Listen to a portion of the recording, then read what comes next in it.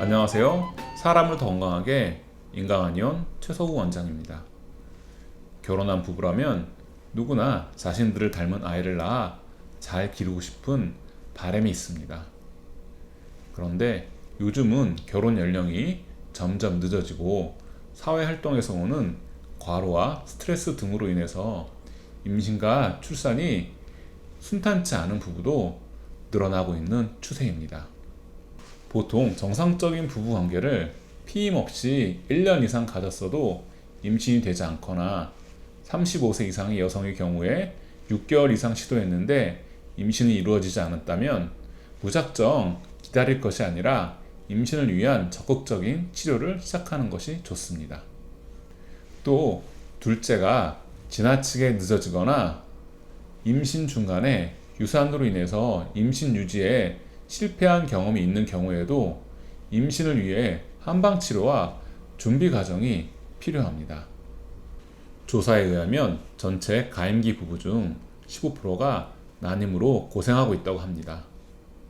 난임의 원인을 분석하면 여성 원인이 40%, 남성 원인이 40%, 원인 미상이 20%로 난임이 어느 한쪽만의 문제가 아님을 시사하고 있습니다.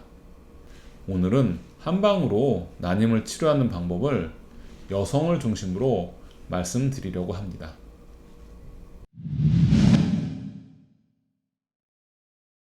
자, 이제 임신을 농사에 비유해 보겠습니다. 성공적인 임신과 출산을 위해서는 여성은 좋은 밭을, 남성은 좋은 씨앗을 만드는 것이 무엇보다 중요합니다. 좋은 밭의 조건을 만들기 위해서는 온도나 습도를 적절하게 유지해 주어야 합니다. 체질과 증상에 맞는 정확한 치료를 통해 자궁 내의 환경과 내막의 상태를 좋게 하고 난소의 기능을 개선해야 합니다. 또 씨앗을 뿌려야 할 시기를 잘 맞추어 준비해야 합니다.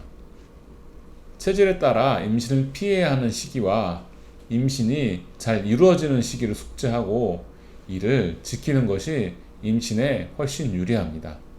자, 이제 한의학에서는 무엇이 원인이 되어 자궁과 난소의 기능을 저하시켜 여성 난임이 된다고 보았는지 살펴보겠습니다. 첫 번째, 산모의 체액이 맑지 않아 자궁에 양수가 탁한 경우에 난임이 되기도 하고 유산이 쉽게 된다고 하였습니다. 두 번째, 체질적으로 기가 왕성해서 자궁에 기가 잘 차하고 소통이 잘 안 되는 경우를 난임의 원인으로 보았습니다. 세 번째, 혈이 부족해서 자궁이 건조한 경우에도 씨앗이 뿌리를 잘 내리지 못한다고 보았습니다. 네 번째로, 신장이 약해서 생식 기능 전반이 약해져 있는 경우 역시 임신이 쉽지가 않습니다. 다섯 번째, 아랫배와 손발이 차고 자궁이 찬 경우에도 씨앗이 잘 트지 못한다고 보았습니다. 여섯 번째, 배에 살이 쪄서 자궁이 춥고 습한 경우에는 씨앗이 트지 못하고 중간에 썩는다고 보았고요. 일곱 번째로, 예민하고 스트레스에 민감한 경우에 감정의 기복이 심해서 자궁이 출렁거림이 크다고 보았습니다. 여덟 번째, 생식 기능을 담당하는 충인맥이 허해서 유방과 자궁의 발달이 미진한 경우를 역시 난임의 원인으로 보았습니다. 아홉 번째, 평소에 자궁이 약해서 생리불순, 생리통, 지나치게 적은 생리량이나 생리전 몸살이 심하게 나타난 경우, 월경이 조화롭지 못한 경우를 난임의 원인이 된다고 보았습니다. 이러한 원인들로 인해서 자궁과 난소의 기능이 저하되어 난임으로 이어진다고 본 것입니다.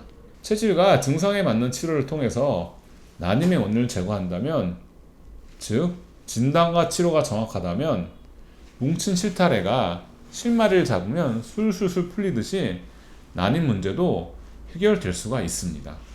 그런데 위에서 설명드린 요인들로 인해서 자궁과 난소에 이미 여러 가지 형태로 질환이 생긴 분들이 계십니다.